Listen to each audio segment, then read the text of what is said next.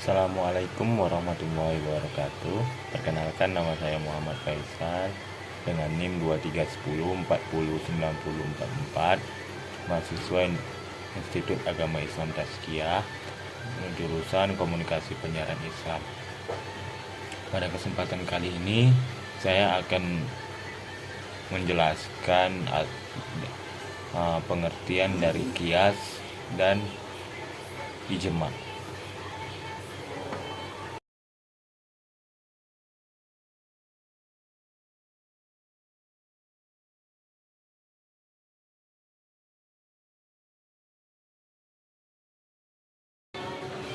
Yang pertama, ijma'. Secara bahasa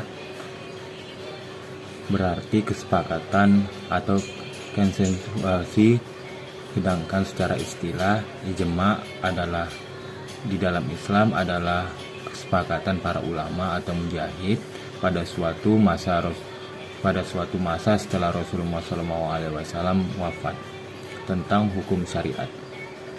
Dan ada pun beberapa contoh dari ijma' tersebut.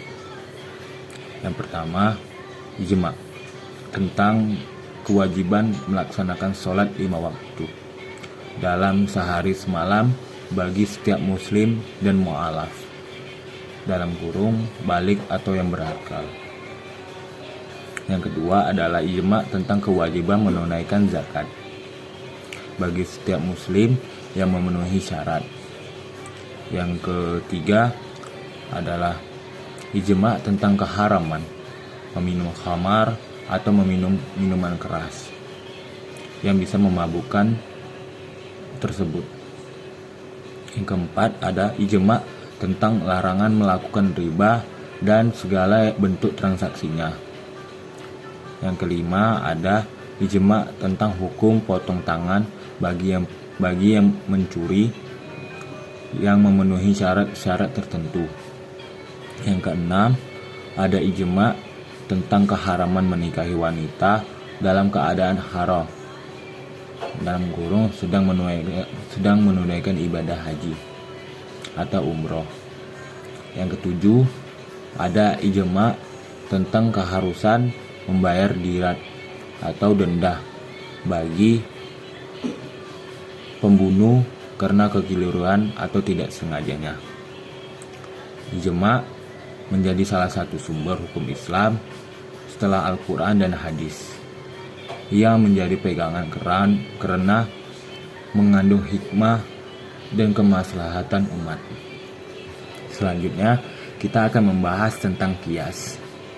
Yang pertama adalah qiyas secara bahasa berarti mengukur atau menyamankan sesuatu dengan lainnya. Sedangkan secara istilah, qiyas adalah menyamakan suatu masalah atau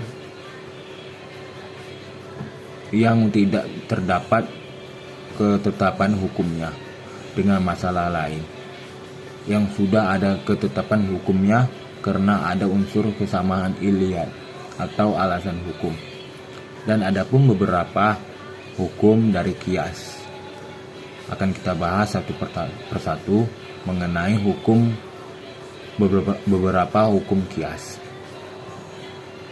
Yang pertama ada mengkiaskan hukum minum khamar atau minuman keras dengan hukum meminum narkoba atau mengkonsumsi narkoba.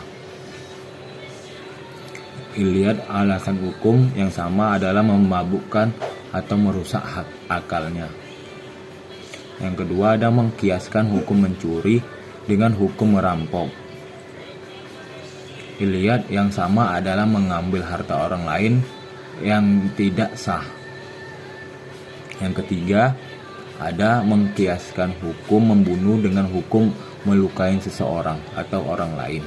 Lihatnya yang sama adalah melakukan tindakan kekerasan terhadap orang lain.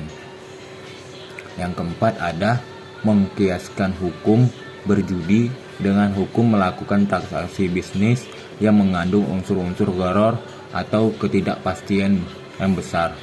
Lihatnya yang sama adalah mengandung unsur-unsur perjudian.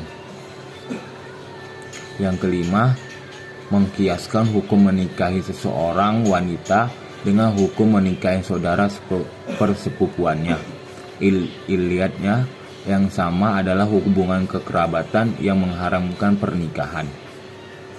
Jadi, kias dilakukan dengan mencari iliat atau alasan hukumnya yang sama antara masalah yang sudah ada dengan ketentuan masalah baru yang belum ada ketentuannya di dalam nas atau di dalam Al-Quran dan hadis. Mungkin sekian dari video saya ini. Lebih dan kurangnya saya mohon maaf. Wabillahi taufiq wal hidayah. Wassalamualaikum warahmatullahi wabarakatuh.